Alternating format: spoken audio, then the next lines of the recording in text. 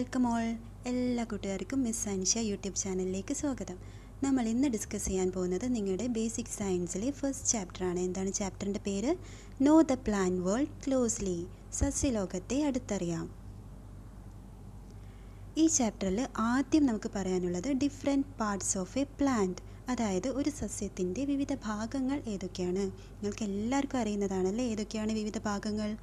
Root, stem, leaf, fruit and flowers. So these are the different parts of a plant.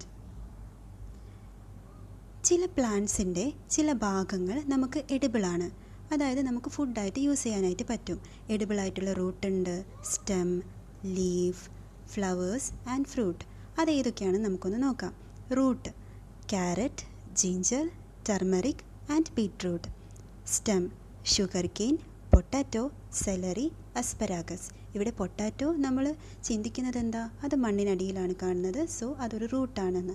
പക്ഷേ അത് റൂട്ടല്ല, അത് actually underground stem മോഡിഫിക്കേഷനാണ്. Okay. Then leaf: mint, spinach and drumstick leaves. അടുത്തത് flowers: cloves and banana. Cloves is actually a spice. Okay. Then fruit നിങ്ങൾക്ക് അറിയുന്ന example തന്നെയാണല്ലേ. Tomato, brinjal, mango, pepper, jack fruit and coconut. അടുത്തത് some plants and their purposes, അതായത് നമുക്ക് ചുറ്റും ഒരുപാട് plants ഉണ്ടല്ലേ. ഈ പ്ലാന്റ്സിൽ ചിലതിന് മെഡിസിനൽ യൂസസ് ഉണ്ട്, അതായത് നമ്മൾ ഔഷധമായിട്ട് യൂസ് ചെയ്യുന്ന ചില പ്ലാന്റ്സ് ഉണ്ട്. അത്തരം പ്ലാന്റ്സിന് കുറച്ച് എക്സാമ്പിൾസ് ഏതൊക്കെയാണെന്ന് നോക്കാം. ആദ്യത്തേത് ആടത്തോട. ആടത്തോട എന്ന് പറയുന്നത് ആടലോടകം കേട്ടിട്ടില്ലേ? And this Adathoda is widely used in traditional medicine, mainly used to breathing trouble, cough and cold, nasal congestion, sore throat, asthma, bronchitis, other upper respiratory tract infections, bleeding and disorders. ഇതിനെല്ലാം വേണ്ടിയിട്ട് നല്ലൊരു curable agent ആയിട്ടാണ് ആടത്തോട use ചെയ്യുന്നത്. അടുത്തത് കറി leaf. കറി leaf എന്താണ്? കറിവേപ്പില. This is used to cure digestive issues, to maintain cholesterol levels, treating an upset stomach. അടുത്തത് hibiscus. Hibiscus എന്താണ്? ചെമ്പരത്തി. This hibiscus is a good cleanser and it is used for weight loss. This hibiscus flush out unwanted toxins from our body. Then it regulates the generation of hormones, energy booster and is also a cold reliever. Okay, this is the use of hibiscus. അടുത്ത plant കുറുന്തോട്ടി, common sida. It is used for inflammation, eye disorders, dysuria, haemorrhagic disorders and cardiac stability. Next plant is പനിക്കൂർക്ക, Spanish thyme.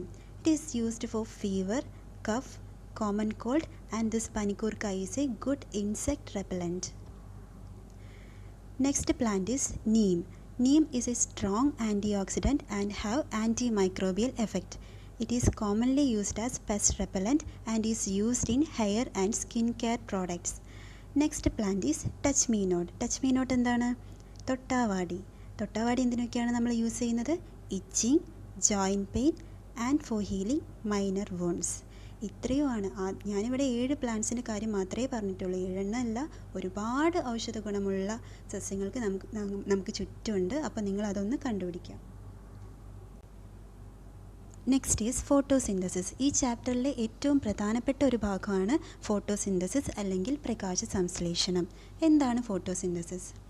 സസ്യങ്ങൾ അവർക്ക് വേണ്ടുന്ന ആഹാരം സ്വയം നിർമ്മിക്കുന്ന പ്രക്രിയയാണ് നമ്മൾ ഫോട്ടോസിന്തസിസ് എന്ന് പറയുന്നത്.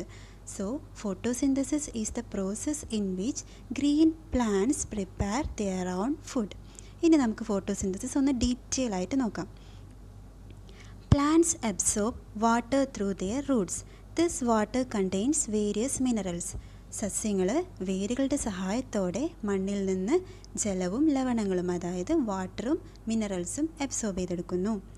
Plants also absorb carbon dioxide from the atmosphere through minute pores present in their leaves.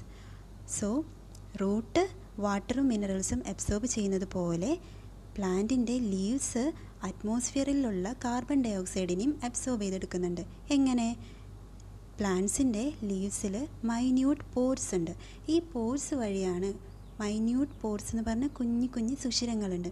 ഈ സുഷിരങ്ങൾ വഴിയാണ് അറ്റ്മോസ്ഫിയറിലുള്ള കാർബൺ ഡൈ ഓക്സൈഡിനെ പ്ലാന്റ്സ് അബ്സോർബ് ചെയ്യുന്നത്.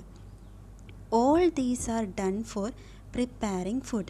Preparation of food takes place in their leaves. This process is called photosynthesis. എന്തിനാണ് plants വാട്ടറും മിനറൽസും അതുപോലെ carbon dye ഓക്സൈഡും ഒക്കെ absorb ചെയ്തെടുക്കുന്നത്? ഫോട്ടോസിന്തസിസിന് വേണ്ടിയിട്ടാണ്, അവർക്ക് ഫുഡ് പ്രിപ്പയർ ചെയ്യാൻ വേണ്ടിയിട്ടാണ്.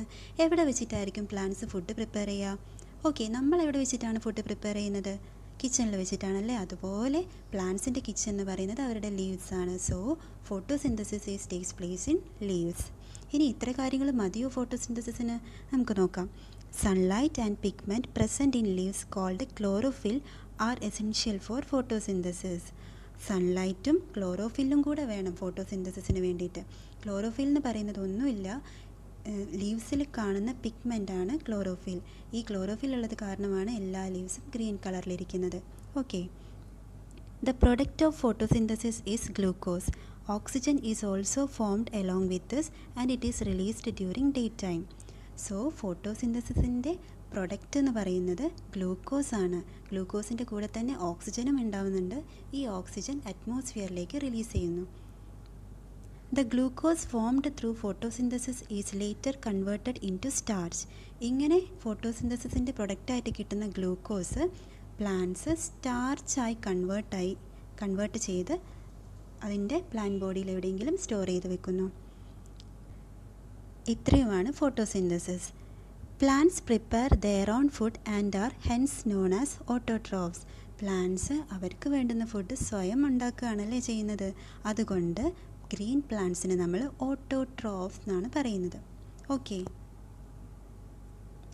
സോ ഫോട്ടോസിന്തസിസ് നമുക്കൊരു ചെറിയ ഇക്വേഷൻ്റെ ഫോമിലേക്ക് എഴുതാം. അതായത് കാർബൺ ഡൈ ഓക്സൈഡും വാട്ടറും സൺലൈറ്റിൻ്റെയും ക്ലോറോഫിലിൻ്റെയും പ്രസൻസിൽ ഓക്സിജനും ഗ്ലൂക്കോസുമായി കൺവേർട്ട് ആവുന്ന പ്രോസസ്സിനെയാണ് നമ്മൾ ഫോട്ടോസിന്തസിസ് എന്ന് പറയുന്നത്. Then points to remember. ഈ 2 പോയിൻറ്റ്സ് നിങ്ങളൊന്ന് ഓർത്ത് വയ്ക്കണം. During photosynthesis plants absorbs carbon dioxide and release oxygen. ഫോട്ടോസിന്തസിസിൻ്റെ സമയത്ത് പ്ലാന്റ്സ് കാർബൺ ഡൈ ഓക്സൈഡിനെ അബ്സോർബ് ചെയ്യുകയും ഓക്സിജനെ റിലീസ് ചെയ്യുകയും ചെയ്യുന്നു. As other organisms plants also respire. During respiration they intake oxygen and release carbon dioxide. നമ്മളുടെ എല്ലാവരെയും പോലെ തന്നെ പ്ലാന്റ്സും റെസ്പയർ ചെയ്യുന്നുണ്ട്. റെസ്പിറേഷൻ്റെ സമയത്ത് അവരും ഓക്സിജനാണ് ഇൻടേക്ക് ചെയ്യുന്നത്, കാർബൺ ഡൈ ഓക്സൈഡ് റിലീസ് ചെയ്യുന്നു.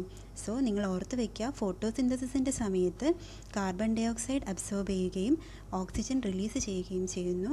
പക്ഷേ റെസ്പിറേഷൻ്റെ സമയത്ത് ഓക്സിജൻ റെസ്പയർ ചെയ്യുകയും കാർബൺ ഡൈ ഓക്സൈഡ് റിലീസ് ചെയ്യുകയാണ് ചെയ്യുന്നത്. Okay, next is stomata. Stomata എന്ന് പറയുന്നത് ലീഫ് സർഫേസിൽ കാണുന്ന മൈന്യൂട്ട് സ്പോർസ് ആണ് സ്റ്റൊമാറ്റ.